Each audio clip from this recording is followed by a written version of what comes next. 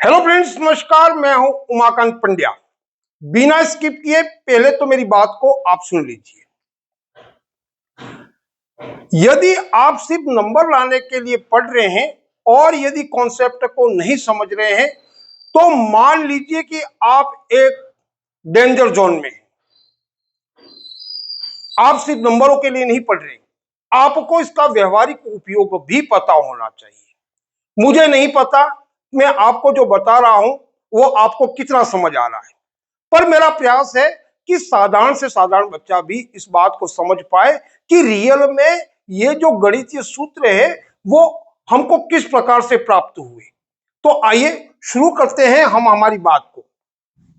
तो यहां देखिए, यहां पर पहले पार्ट में मैंने बहुत कुछ चर्चा कर दी है कि क्षेत्रफल क्या होता है। एक बार पुनः स्मरण के लिए बात कर देता हूं जिससे आप इससे कनेक्ट हो पाए कि इसका क्षेत्रफल ज्ञात करने के लिए सूत्र का निर्माण कैसे हुआ। मैंने आपसे कहा किसी भी वस्तु को नापने के लिए हमारे पास में एक मात्रक होता है। जैसे ठोस वस्तुओं में आपको मैंने कहा था कि यदि आपको शक्कर, गुड़ या कोई सब्जियां खरीदनी है तो उसका मात्रक क्या है, आप उसको लाते हैं किलोग्राम में। आप बताते हैं मैंने इतना किलोग्राम खरीदा है। यदि आप तेल, पेट्रोल या डीजल लाते हैं तो आप कहते हैं मैंने इतना लीटर लिया। और यदि किसी वस्तु की लंबाई और चौड़ाई नापते हैं तो आप उसको मीटर में बताते हैं कि आपने इसको मीटर में या फीट में दिखाते हैं कि इसकी लंबाई चौड़ाई इतनी है। पर मैं आपको यहां पर वो बात बता रहा हूं कि यदि आपने किसी क्षेत्रफल को मापा और आपने इसको कितना खरीदा ये दिखाने के लिए आप यहां पर वर्ग में दिखाते हैं कि मैंने इतने वर्ग खरीदे। अब वर्ग किसमें हो सकते हैं? ये वर्ग हो सकता है आपके एमएम में बने हो, मिलीमीटर में बने हो, तो आप कहते हो मैंने इतने वर्ग एमएम, वर्ग का मतलब स्क्वायर, इतने वर्ग खरीदे एमएम में। छोटा अगर कोई क्षेत्र छोटा है तो आप वहां बताते हैं कि मैंने इतने मिलीमीटर वर्ग खरीदे। या फिर आप सेंटीमीटर में है तो थोड़ा बड़ा है क्षेत्र तो आप बताते हैं कि वो जो आपने क्षेत्रफल लिया वो आपका सेंटीमीटर में, तो आप बताते हो सेंटीमीटर इंटू सेंटीमीटर के जो वर्ग बनते हैं वो मैंने कितने लिए। आपने कभी कभी देखा होगा व्यवहारिक जीवन में जब व्यक्ति बात करता है कि मैंने एक प्लॉट खरीदा है 30 बाय 40 का, और वो किसमें, फीट में। अब उस व्यक्ति को पूछा जाता है कितना एरिया है तो वो बताता है 1200 स्क्वायर फीट। वो 30 बाय 40 तो उसको पता है इसकी लंबाई और चौड़ाई, पर वो ये नहीं बता पाता कि 1200 इस प्लॉट में कहां स्थित है। तो वो यहाँ क्या दिखा रहा है, क्योंकि वो कह रहा है ये जो प्लॉट है इसकी लंबाई चौड़ाई किसमें है, उसकी लंबाई और चौड़ाई है फीट में। तो वो ये दिखा रहा है ये 12, 30 बाय 40 करने पर क्या आया 1200। ये 1200 उसको क्या दिखाते हैं कि मैंने जो प्लॉट खरीदा है उसमें बनने वाले वर्ग हैं इस प्रकार के फीट बाय फीट के जो वर्ग बनेंगे वो 1200 वर्ग बनेंगे, ऐसा प्लॉट खरीदा है, वो ये दिखा रहा है। पर आप देखिए जब भी हम इस प्रकार का प्लॉट जब आयताकार है जो सीधा है एकदम, उसके लिए तो आप वर्गों को बड़े आसान तरीके से बता सकते हैं कि इसमें इतने वर्ग हैं। पर जब किसी शेप में विकृति आ जाती है, आप मान लीजिए ये एक समांतर चतुर्भुज है जो एक आयताकार शेप नहीं है, यदि आपको इसमें दिखाने हैं कि इसमें कितने वर्ग हैं और एक साधारण व्यक्ति को समझाना है कि इसमें कितने वर्ग हैं, तो वो उसके लिए क्या करेगा। यदि वो दिखा नहीं पाया कि इसमें इतने वर्ग होते हैं तो वो कभी नहीं मानेगा कि ये इसका क्षेत्रफल इतना है। आपको साधारण व्यक्ति को समझाने के लिए आप प्रूव करना पड़ेगा कि इसमें इतने वर्ग होते हैं। अब इससे हम दूसरी बात क्या सीखते हैं, ये मुख्य बिंदु आप याद कीजिए कि यदि हम किसी वस्तु को यदि वर्ग से नापते हैं तो हम वर्ग से तभी नाप सकते हैं या तो वो आकृति आयताकार हो, तभी हम प्रूव करके बता सकते हैं कि इसमें इतने, क्योंकि लाइन स्ट्रेट खींची जा सकती है। या फिर आपके पास में कोई वर्गाकार प्लॉट या कोई जमीन है तभी आप उसमें कितने वर्ग बन रहे फीट बाय फीट के वो आप वहां दिखा सकते हैं।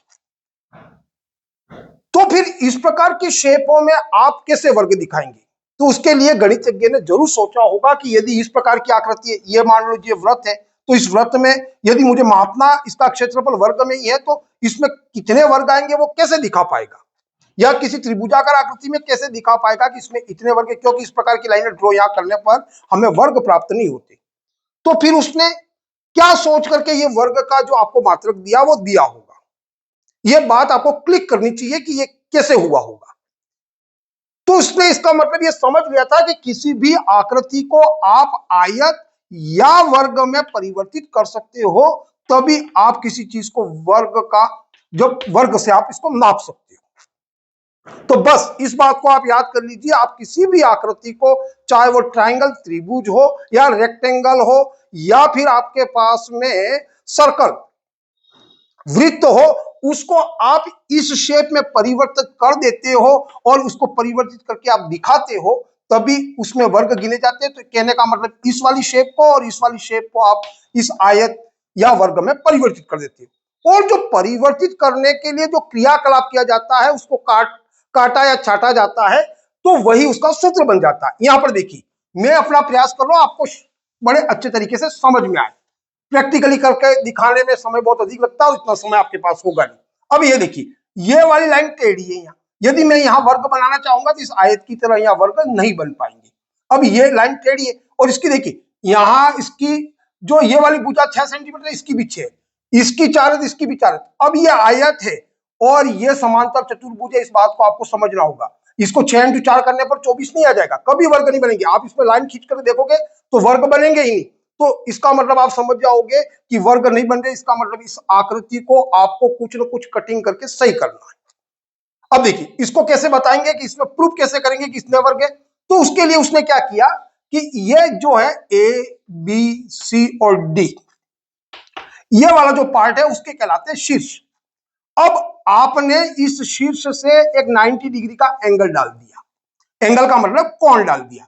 जब 90 डिग्री का डालते हो तो आप ये मान लीजिए वो लाइन होती है, वो आपके पास में एक स्ट्रेट लाइन होती है इस आयत की तरह, वो 90 डिग्री का बन जाता है। तो मैंने यहां से इस पर एक लाइन डाल दी, अब ये लाइन बन गई आपकी 90 डिग्री। अब आप इमेज में ये भी देखिएगा, आप इसको इस तरह से मत देखिए कि उसको हटाने पर हट जाएगा। एक कागज है आपके पास में, उस पर आपके पास में इस प्रकार की शेप है और आपने यहां से 90 डिग्री की लाइन ड्रॉ करके इसको काट दिया, तो ये वाली जो 90 डिग्री वाला भाग है वो कट करके आपसे अलग हो जाएगा। और एक भाग किससे अलग हो जाएगा, ये 90 डिग्री यहां बनेगा, तो ये त्रिभुजाकार, ये देखिए ये वाला पार्ट कुछ इस तरीके से आपसे अलग हो जाएगा, ये वाला पार्ट है वो यहां आ जाएगा। अब ये देखोगे तो ये भी 90 डिग्री होगा, ये भी 90 डिग्री। अब क्या करेगा, इस वाले शेप को काट करके अलग करके इस वाले पार्ट को ले जा करके वो यहां जोड़ देगा।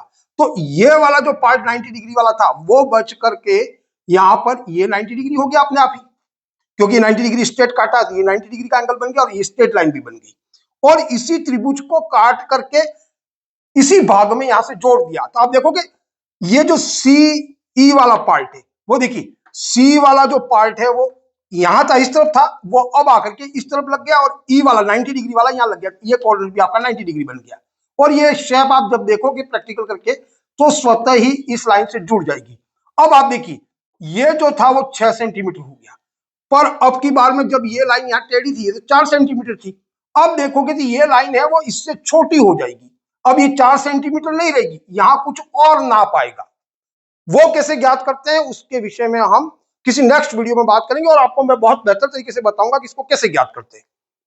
तो अब की बार में ये लाइन भी सेट हो गई, ये 90 डिग्री हो गया, ये भी आपका सेट हो गया, ये भी 90 डिग्री हो गया और इस प्रकार से ये एक शेप बन गई। और वो शेप कैसी बन गई, आयताकार। अब ये 6 सेंटीमीटर पर अब ये 4 सेंटीमीटर नहीं है। यदि आपने 6 इंटू 4 करके यहाँ 24 लिख दिया वर्ग सेंटीमीटर तो ये आपका आंसर गलत होगा। इसको आपको इसकी हाइट से, जब भी हम किसी चीज की ऊंचाई को ज्ञात करते हैं तो सीधे डंडे से 90 डिग्री के एंगल से ही, यदि आप तिरछा रखा करके किसी बिल्डिंग को नहीं कर सकते एक कोने से दूसरे कोने रख करके कि इसकी ऊंचाई इतनी है, इसके लिए सीधा रखना पड़ेगा। इसको हम क्या कह सकते हैं, जो आपने ये वाली लाइन प्राप्त की वर्ग प्राप्त करने के लिए ये वाला जो क्रियाकलाप किया, क्यों किया कि आपको एक स्ट्रेट लाइन प्राप्त हो जाए जिससे आप ये दिखा सको कि इसमें कितने वर्ग, ये वाली स्ट्रेट लाइन प्राप्त होगी। इसी को आपने यहां ला करके जोड़ दिया तो ये फिट यहां आकर के बैठ जाएगी, ये वाला पार्ट है वो यहां आकर के आपके यहां बैठ जाएगा। तो हुआ कुछ नहीं, ये वाला ही पार्ट यहां आकर के लगा, कोई एक्स्ट्रा नहीं जोड़ा, इसको काट करके आपने यहां लगा दिया, ये वाली लाइन यहां हो गई, ये 90 डिग्री हो गया। वही चीज मैंने यहां दिखाई है। तो अब आपके पास में ये 4 नहीं रहेगा, इसकी जो ऊंचाई होगी सेंटीमीटर में कुछ कम होगी, और ये 6 हो जाएगा। तो यहाँ पर 6 × 4, यहाँ लंबाई इंटू चौड़ाई किया था। तो अब हम यहाँ क्या कर रहे हैं, क्योंकि हमने इस क्रियाकलाप के द्वारा दिखा रहे हैं, तो हमने यहाँ दिखाया कि इसको आप कह सकते हो शीर्ष लंब। शीर्ष से डाला आपने, क्योंकि आपने तो कुछ इस तरीके से डाला था यहाँ शीर्ष से, तो इसको आप कह सकते हो शीर्ष लंब। जब किसी शीर्ष से लंब का मतलब होता है जो 90 डिग्री का एंगल डाला जाता है, या आप उसको कह सकते हो क्योंकि आपने इसकी ऊंचाई दी तो आप ऊंचाई कह सकते हो। अब इसका सूत्र क्या हो जाएगा, क्योंकि एक तो ऊंचाई है और अब ये लंबाई नहीं कहेंगे, यहां हमने लंबाई कहा, इस पार्ट का नाम बदल जाएगा, अब ये हो जाएगा आधार। आपने यहां पर जब किया था तो लंबाई इंटू चौड़ाई किया था, तो अब इसका नाम बदल गया, अब यहां पर भी लंबाई इंटू चौड़ाई हो रहा है, पर नाम बदल गया, यहां हो गया आधार गुणा, आप क्या करोगे, या तो आप इसको शीर्ष लंब कह दोगे तो इसका सूत्र बन जाएगा शीर्ष लंब, आधार गुणा शीर्ष लंब, या फिर आप क्या हो दोगे आधार, क्योंकि जब लंब डालते हैं सीधी तो इसको ऊंचाई भी कह देते हैं, इसको कहते हैं आधार गुणा ऊंचाई।